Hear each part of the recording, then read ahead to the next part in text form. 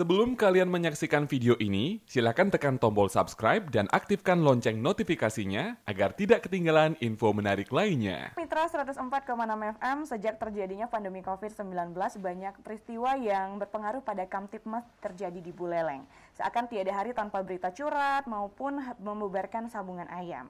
Kenyataan ini tentunya menimbulkan keresahan di kalangan masyarakat, sehingga menimbulkan suatu pertanyaan, kemanakah polisi kita? Asik. Baik, untuk itu Tias bakal ajak ngobrol Bapak Kapolres kita pada pagi hari ini. Tapi sebelum sebelum Bapak menjawab pertanyaan Tias tadi, mungkin Tias ingin tanya dulu nih, sebelum Bapak bertugas di Buleleng, dapat tugas di mana aja, Pak? Saya sebelum bertugas di sini, saya bertugas di Tabanan. Jadi saya Kapolres Hasdun Karis sudah 2 kali saya dipercaya oleh pimpinan. Pada saat saya di Tabanan, saya berhasil membawa Polres Tabanan untuk lolos sebagai wilayah zona integritas, ya WBK. Kemudian saya mendapatkan reward juga dari Kementerian Pemberdayaan Aparatur Negara Menpan dan juga oleh Bapak Kapolri, sehingga mungkin dari berdasarkan itu saya dipromosikan, dipercaya untuk kemudian melanjutkan kepemimpinan saya sebagai Kapolres di Polres Buleleng. Saat ini saya bertugas di Polres Buleleng sudah kurang lebih 9 bulan. Jadi nanti pada tanggal 18 Agustus saya 9 bulan di Polres Buleleng. Jadi Polres Buleleng cukup berdinamika, dan saya juga tentu dengan segenap kemampuan manajerial saya berusaha memanage daripada personil Polres Buleleng sehingga berada di tengah-tengah masyarakat untuk memberikan pelayanan perlindungan kepada masyarakat dan menjamin juga keamanan daripada masyarakat. Oke, baik. Jadi jejak karirnya udah nggak usah dipertanyakan lagi ya pemirsa Radio Guntur, dan udah banyak juga penghargaan yang didapat. Nah, saat pertama kali bertugas di Buleleng, bagaimana nih kesan Bapak terhadap sikap masyarakat Buleleng? Saya sampaikan bahwasannya Bapak Kapolda itu fokus kepada 2 hal. Yang pertama itu adalah berkaitan dengan narkoba, yang kemudian yang kedua premanisme. Saya kira program itu sudah dilaksanakan semenjak beliau di sini, dan tentu juga kita di jajaran ini menindaklanjuti dengan sungguh-sungguh sehingga yang kaitannya dengan premanisme itu bisa kita tekan. Ada beberapa kejadian misalnya di shortcut yang dibilang ada preman di situ, kita langsung turun ke sana untuk memastikan bahwa di sana kondusif. Kemudian juga di sana disampaikan pernah ada terjadi kasus begal, ternyata itu memang hanya laporan palsu daripada si pelapor karena memang dia ada trouble. Kemudian berkaitan dengan narkoba, nah ini yang menjadi PR kita karena memang tidak gampang untuk kita mengungkap jaringan narkoba karena barang ini kecil, ya, namun dampaknya sangat serius bagi masyarakat, terutama bagi generasi kita ke depan, sehingga saya menargetkan kepada kasat saya, personil-personil saya yang di narkoba, betul-betul kita harus memanfaatkan perkembangan teknologi juga, tidak hanya berdasarkan konvensional saja, bagaimana kita untuk terus berupaya mengungkap jaringan yang lebih besar. Sejauh ini cukup kondusif, ya, ada juga yang melaporkan di daerah-daerah tertentu, jadi kita fokus ke tempat itu dan berusaha bekerja sama dengan seluruh stakeholder termasuk juga kepada masyarakat sehingga masyarakat banyak memberikan informasi yang akhirnya kita bisa melakukan pengungkapan di daerah itu. Oke, baik. Nah, sekarang baru kita ke topik kita yang tadi ya. Kemana polisi kita katanya saat pandemi hingga keresahan terjadi di masyarakat nih, Pak? Jadi kalau bicara keresahan yang mana dulu harus jelas. Jadi kita bicara harus dengan data. Nah, jadi Mbak tadi menanyakan seperti itu, saya ingin bertanya balik. Di mana kira-kira masyarakat yang merasa resah di Kabupaten Buleleng ini? Nah, dengan adanya laporan adanya sambung ayam dan juga kejadian curat, itu bagaimana, Pak? Kalau berkaitan dengan curat, kita harus berdasarkan based on data. Jadi kita tidak bisa mengklaim suatu kejadian tapi tidak berdasarkan dengan data. Jadi saya di sini mempunyai data berkaitan dengan crime index yang terjadi di wilayah hukum kita. Jadi bahwa di sini daerah yang rawan kasus atau crime index untuk Polsek Banjar nihil, Polsek Grogak nihil, kemudian Polsek Seririt hanya 1 kasus, kemudian Polsek Sukesado tidak ada, kemudian Polsek Tejekulo 1 kasus, Kubu Tambahan 1 kasus. Jadi itu aja yang terjadi yang memang yang kita terima laporannya. Jadi yang dikatakan meresahkan yang mana? Sehingga kita harus juga berdasarkan on data. Saya di sini tiap hari mengevaluasi, setiap minggu kita evaluasi kepada polsek-polsek jajaran, adakah kasus menonjol yang terjadi di era pandemi ini. Yang terjadi kasusnya tidak terlalu yang fatal sekali ataupun yang besar. Contohnya misalnya seperti pencurian daripada kotak amal. Kemudian memang ada kasus jambret dan itu juga berhasil kita ungkap. Kasus curanmor kita selalu ekspos daripada keberhasilan kita. Jadi ini juga ingin kita sampaikan kepada masyarakat bahwa di era pandemi ini pun kita polisi terus bekerja untuk melindungi masyarakat. Nah, kemudian ada kasus di Depo, memang itu kasus sulit. Kami juga sudah mendapat backup dari Polda, kemudian kami juga dari lapor. Sampai saat ini terus kami berusaha untuk melaksanakan penyidikan secara scientific investigation. Kemudian juga kita terus memeriksa saksi-saksi, memeriksa alibinya. Sampai dengan saat ini sudah kurang lebih 40 saksi yang kita periksa. Dan kita juga tidak berhenti sampai di situ. Jadi secara teknologi kemudian juga secara manual kita akan terus melaksanakan upaya pengungkapan daripada kasus yang terjadi di Depo. Oke, jadi untuk kejadian-kejadian yang menimbulkan keresahan yang tadi dibilang itu harus diselidiki lagi apa gitu. Tidak ada keresahan gitu masyarakat tidak ada. Jadi jangan membuat bahasa yang ambigu sehingga nanti membuat malah masyarakat bertanya-tanya. Karena saya sudah menyampaikan secara data bahwa tidak ada yang signifikan terjadi lonjakan tindak pidana di wilayah Kabupaten Buleleng. Ini bisa saya pastikan dan saya sudah buktikan dengan data. Meskipun di masa pandemi gitu Pak ya? Iya, betul sekali. Baik. Nah, apakah jumlah polisi yang ada di Buleleng ini sudah sebanding dengan jumlah masyarakat yang ada? Kalau kita bicara rasio, ya, jadi di Bali ini polisi itu paling ideal. Dibandingkan dengan polda-polda lain, saya sudah pernah di dinas di Kalimantan Timur, saya sudah pernah berdinas di Palembang dengan luas geografi yang sedemikian luasnya. Di Bali ini rasio daripada polisi itu sangat ideal, 1/400 atau 1/350. Jadi setiap desa kita sudah memiliki 1 Babin Kamtibmas. Jadi sangat efektif sekali untuk merekam bagaimana situasi di desa sehingga dia report ke Kapolsek dan report ke saya tentunya. Sehingga kita bisa cover di wilayah kita di Kabupaten Buleleng yang memang di Bali ini cukup luas. Namun juga kita memiliki sumber daya yang memadai. Saat ini saja dengan operasi Amanusa itu kita melibatkan 250 personil. Kita tempatkan di setiap pasar-pasar, di setiap tempat publik, ya baik itu di tempat perbelanjaan, di daerah tempat rekreasi, di mana tidak ada polisinya. Untuk mendisiplinkan masyarakat. Saya juga membentuk tim yang dipimpin oleh Kasat Lantas. Jadi untuk mendisiplinkan secara hunting system, namun juga dilaksanakan secara persuasif, edukatif dan selalu menghimbau. Namun kalau kita lihat di sana terjadi pelanggaran yang bersifat fatal, ya yang dapat merugikan dirinya sendiri, yang dapat mengakibatkan akibat fatal, sehingga akan kami laksanakan penilangan. Kami terus melaksanakan edukasi kalau misalnya ada masyarakat yang tidak menggunakan helm, tidak menggunakan masker. Helm itu demi keselamatan, masker demi kesehatan. Kami langsung terus melaksanakan peneguran pada saat melaksanakan hunting system. Kemudian sebelumnya juga kita melaksanakan operasi Lempuyang Agung. Kita melibatkan personil kita. Jadi ini betul-betul seiring. Jadi Polri saat ini melibatkan personilnya dengan seluruh kemampuan yang ada. Baik itu dengan operasi Amanusa, kemudian dengan operasi Lempuyang Agung yang kita laksanakan 14 hari sampai tanggal 5 Agustus kemarin. Kemudian kami lanjutkan dengan operasi rutin dengan mengerahkan seluruh personil untuk kami plotting di masing-masing tempat keramaian, baik itu di pasar-pasar. Anda boleh cek sekarang. Silakan masyarakat melihat di pasar-pasar itu adanya di situ adalah petugas kami. Walaupun di sana rentang sekali juga petugas kami untuk terpapar daripada COVID-19, tapi demi mendisiplinkan masyarakat, personil kami tetap ada di setiap kegiatan masyarakat, baik itu di pasar, tempat pembelanjaan, tempat rekreasi, di mana-mana ada kami. Nah, dari operasi yang tadi sudah disebutkan itu operasi Amanusa dan juga operasi Lempuyang Agung, apakah banyak yang ditemukan masyarakat yang belum mematuhi protokol kesehatan untuk pencegahan COVID-19 ini, Pak? Jadi begini,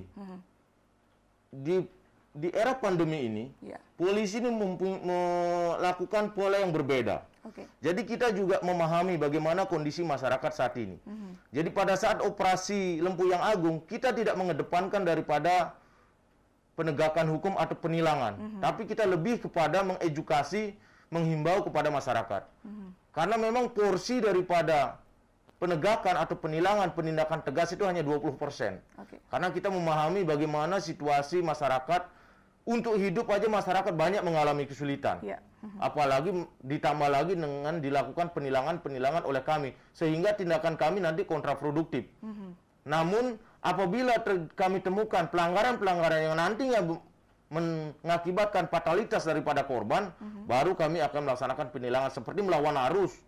Menggunakan kendaraan ugal-ugalan, tidak dilengkapi dengan onderdil yang benar, dengan alat spare part yang benar. Jadi kami pasti lakukan penilangan. Namun kalau misal masih bisa kami himbau, kami edukasi, itu terus akan kami lakukan untuk memberikan kesadaran kepada masyarakat bahwa penggunaan helm itu penting. Penggunaan masker itu harus saat ini. Karena kita tidak bisa melihat ini barang, tidak kita bisa tahu siapa yang carrier, siapa yang tidak. Jadi vaksin saat ini itu adalah menggunakan masker. Ini yang kadang masyarakat masih belum memahami. Namun kami tidak berhenti sampai di situ. Kami terus lakukan upaya-upaya untuk mendisiplinkan masyarakat. Oke, jadi itu ya. Jadi yang diutamakan adalah edukasi kepada masyarakat agar bisa tetap taat kepada aturan dan juga pastinya mengikuti protap yang ada. Dan apakah kedepannya itu bakal ada operasi-operasi lanjutan, Pak? Untuk saat ini operasi yang paling long term, long time kita lakukan adalah operasi Amanusa. Ini sama aja dengan operasi di dalam pengamanan pemilu. Jadi sudah hampir dari bulan Maret sampai dengan saat ini kita melaksanakan operasi Amanusa. Nah, apakah penitipan tahanan kepada keluarganya dari Lapas Singaraja itu bisa berpengaruh pada situasi Kamtibmas? Artinya takutnya nih ya Pak ya, masyarakat itu nanti timbul keresahan di masyarakat itu ditimbulkan oleh para residivis tersebut yang diberikan keringanan itu. Jadi memang ada plus minusnya tentunya, karena memang dari Kemenkumham juga mengeluarkan program yang namanya asimilasi. Jadi ada beberapa memang narapidana yang memperoleh asimilasi ini melakukan tidak pidana lagi, yaitu konsekuensi. Namun ini juga kan ada positifnya untuk bagaimana menekan jumlah narapidana yang ada di LP sehingga tidak terjadi penumpukan, tidak terjadi overkapasitas yang tentu nanti di situ akan berisiko juga mereka terpapar daripada COVID-19. Sehingga yang sudah memenuhi syarat mereka diberikan untuk lepas bebas lebih cepat lagi. Namun terus kita pantau. Kalau mereka melakukan tindak pidana, ya kita proses lagi. Sudah ada 2 yang kita proses lagi, ya itu menjadi konsekuensi pribadi buat mereka. Harusnya mereka berterima kasih dengan program asimilasi tersebut. Jadi pemantauan tetap dilakukan ya, bukan dilepaskan begitu saja. Kita tidak mungkin akan lepas kepada masyarakat tanpa kita lakukan pemantauan atau surveillance. Dan terbukti bila mereka melakukan tindak pidana, ya kita proses langsung lagi. Tindak lagi gitu ya Pak ya. Oh iya, Polres Buleleng beberapa waktu yang lalu sempat menggelar simulasi penguburan jenazah COVID. Nah, tapi kenapa saat penguburan yang sesungguhnya, polisi katanya nggak pernah hadir nih, sehingga muncul kasus penguburan di Selat dan Kampung Baru belum lama ini. Padahal kalau nggak salah ada anggaran untuk APD dan sebagainya. Jadi kita di dalam melaksanakan pengamanan itu melaksanakan semua kegiatan masyarakat, ya, baik itu kegiatan masyarakat yang memang sudah mengikuti protokol kesehatan, tetap kita pantau. Kemarin juga memang ada Pak, siapa namanya itu, Pak, yang tokoh, Pak Kerti, ya, pada saat dia akan melaksanakan penguburan di Yepu, kemudian di sana terjadi penolakan, dan kemudian akhirnya dilaksanakan penguburan di Jageraga. Itu dalam kontrol atau dalam pengamanan Kabak Op saya, langsung turun tangan, mengkoordinasikan semua itu. Karena di Yepuh ada kendala, akhirnya cepat kita ambil keputusan, kita koordinasi dengan Bendesa Adat di Jageraga, sehingga proses itu bisa dilaksanakan. Jadi memang ini tentu gugus tugas yang memang dikedepankan. Namun Polri juga hadir, karena memang juga kita memiliki, dan kita memiliki satgas untuk itu. Dan sudah kita latih. Kemudian kemarin kita melaksanakan action untuk melaksanakan pengamanan itu. Oke, jadi kalau boleh tahu berapa jumlah anggota yang diturunkan untuk mengawasi? Ya sesuai dengan kerawanannya. Kalau memang di situ tidak ada perlawanan, jadi Polsek beserta dengan 15 atau 10 orang anggotanya saya kira cukup. Kapolsek di setiap kegiatan itu pasti hadir. Oke, pasti hadir gitu ya. Jadi tapi kalau misalnya dia eskalasinya lebih rawan, nanti Polres yang akan turun tangan. Namun pada saat kegiatan kemarin itu saya langsung sampaikan kepada Kabak Op bagaimana caranya mengamankan kegiatan itu, berkoordinasi langsung backup daripada Polsek Polsek Sukesade.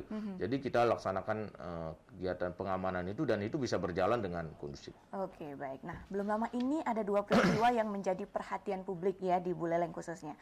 Satu peristiwa berupa penetapan warga desa Sudaji sebagai tersangka saat melakukan pengabenan, dan satu lagi meninggalnya seorang warga di desa Depehe, yaitu Niputu Sekar yang berusia 51 tahun dengan cara yang tidak wajar. Nah, bagaimana kabar kedua kasus itu? Karena belum lama ini, tepatnya di tanggal 23 Juli kemarin sampai dengan 5 Agustus lalu, Polres Buleleng menggelar operasi Patuh Lempuyang. Apa komentar Bapak terhadap masih tingginya angka pelanggaran yang terjadi? Jadi yang mana dulu yang saya jawab ini? Yang di kasus dulu ya Pak ya? Yang sudah banyak sekali pertanyaan. Oke, yang untuk kasus 2 kasus yang menarik perhatian publik itu, Sudaji dan juga Depehe, bagaimana kabar perkembangan? Jadi kalau Sudaji, kasus Sudaji itu kan kasusnya sudah selesai. Ya, jadi penasihat hukum daripada kasus Sudaji termasuk juga yang dulu kita tersangkakan, Pak Gede Suwardana, itu sudah juga menggelar daripada konferensi pers, dan mereka mengucapkan terima kasih juga atas kerjasama yang dibangun dengan penasihat hukum, kepolisian, dan juga kejaksaan. Jadi perlu juga kami di sini dalam kesempatan ini ingin mengklarifikasi bahwa permasalahan atau kasus Sudaji yang dulu sempat viral menarik perhatian masyarakat, mungkin ada distorsi informasi. Jadi pada kesempatan ini juga saya sampaikan bahwa di situ langkah hukum yang diambil kepolisian adalah merupakan diskresi, ya, diskresi untuk kepentingan yang lebih besar. Karena apa? Ya di Sudaji itu sudah disampaikan oleh Kabak Op, saya juga menyampaikan bahwa itu 2 kali di sana masyarakatnya di sana tidak mengikuti daripada maklumat ataupun anjuran daripada pemerintah. Sehingga pada saat itu terjadilah kegiatan ngaben yang mengerahkan masyarakat cukup banyak. Padahal himbauan udah terus kita laksanakan. Ya, baik itu oleh Tripika di sana, oleh Kapolsek, oleh Babin Kamtibmas, terus dilakukan oleh itu. Dan bahkan Kapolsek kami di situ sudah akhirnya diganti. Dan ini tentu menjadi punishment daripada Kapolsek pada saat itu. Nah, itulah, jadi jangan sampai diasumsikan kita melakukan penegakan hukum terhadap kegiatan ngabennya, bukan sama sekali. Ya, jadi berpuluh-puluh kegiatan pengabenan, mungkin beratus-ratus kegiatan pengabenan yang kita amankan, kita sampaikan, kita himbau untuk melaksanakan sesuai dengan protokol kesehatan, dan itu bisa dilaksanakan dengan baik. Dan mereka juga yang melaksanakan sangat berterima kasih atas kerjasama yang dilakukan oleh Polres Buleleng dengan seluruh masyarakat adat yang melaksanakan kegiatan pengabenan. Nah, namun kenapa Sudaji tidak mau mengikuti itu? Sehingga karena ini viral, kemudian kami juga tentu ya mendapat masukan-masukan juga, sehingga kami mengambil langkah hukum. Nah, sehingga langkah hukum yang kami ambil saya kira sudah juga ada dampak positifnya, dampak deternya, ya, kemanfaatannya, sehingga tidak timbul lagi kejadian-kejadian yang serupa. Sehingga ini tentu mengedukasi daripada masyarakat juga untuk tidak melakukan kegiatan. Sehingga manfaatnya itu bisa juga dirasakan oleh masyarakat. Jangan hanya melihat daripada sudut pandang kita dari si tersangka. Namun marilah kita lihat sudut pandang apa yang menjadi upaya kami itu secara lebih luas. Apa sih yang tujuan yang ingin Polres capai dalam penegakan hukum itu adalah agar masyarakat tidak mengikuti kejadian itu, bahwa itu tidak boleh loh di masa pandemi dengan mengerahkan massa yang sangat banyak, untuk melakukan kegiatan pengabenan. Boleh kegiatan pengabenan dilaksanakan, tapi mengikuti pada saat itu adalah protokol yang ada, protokol kesehatan, kemudian juga maklumat-maklumat dan juga dari Pemda. Itu intinya. Jadi kami ini melindungi masyarakat, niat kami ini. Kalau misalnya tidak di masa pandemi, pernahkah kami melakukan kegiatan misalnya menghalangi masyarakat yang melaksanakan pengabaian, kan tidak pernah. Malah kami pengamanan jalur di situ, membantu untuk pengawalan. Jadi jangan sampai salah persepsi bahwa di sini kepolisian menghalangi kegiatan manusianya, tidak sama sekali di situ yang terjadi. Tapi itulah, ingin kita melaksanakan kepentingan yang lebih besar, karena memang juga ada maklumat atau keputusan presiden bahwasannya keamanan atau kesehatan masyarakat itu adalah merupakan hal yang paling utama. Makanya disitulah pijakan kami sebelumnya. Oke, yang di Sudaji sudah selesai gitu ya, kasusnya sudah tidak ada lagi. Nah, untuk yang di DPH sendiri bagaimana, Pak? Nah, itulah seperti kami sampaikan tadi, mungkin di awal sudah kami jelaskan bahwa kasus DPH itu adalah kasus yang sangat sulit. Kami juga sudah menurunkan semua sumber daya, seperti misalnya tim lapor sudah turun.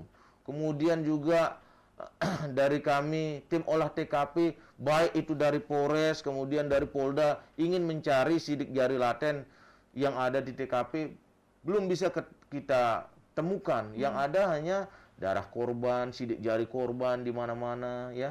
Namun kami tentu harus mencari pembanding untuk mencari sidik laten yang ada di sana. Namun kami tidak berhenti sampai di sini, bahwa ini memang tugas kami. Ya, dari kepolisian kami tidak akan lari dari tanggung jawab ini, dan tim kami terus ya tidak akan menyerah kami sampai dengan kasus ini bisa terungkap.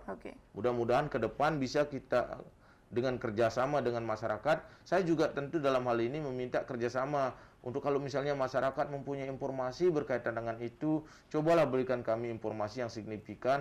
Walaupun memang kami terus menggali informasi, terkadang juga masyarakat tertutup. Nah, inilah menjadi kendala. Tapi itu bukan halangan buat kami akan terus berupaya. Oke, jadi masih terus berupaya Polres Buleleng untuk menyelesaikan, di backup oleh Polda. Di backup juga oleh Polda ya untuk menyelesaikan kasus yang di DPH ini, yang pastinya ini juga memerlukan kontribusi dari masyarakat agar bisa cepat selesai seperti itu. Sebenarnya masih banyak yang ingin Tias tanyakan, tapi kita break iklan dulu, dan di segmen kedua nanti untuk pemirsa Radio Guntur yang ingin tanya-tanya, Anda bisa bertanya di 23455, tapi setelah iklan berikut ini.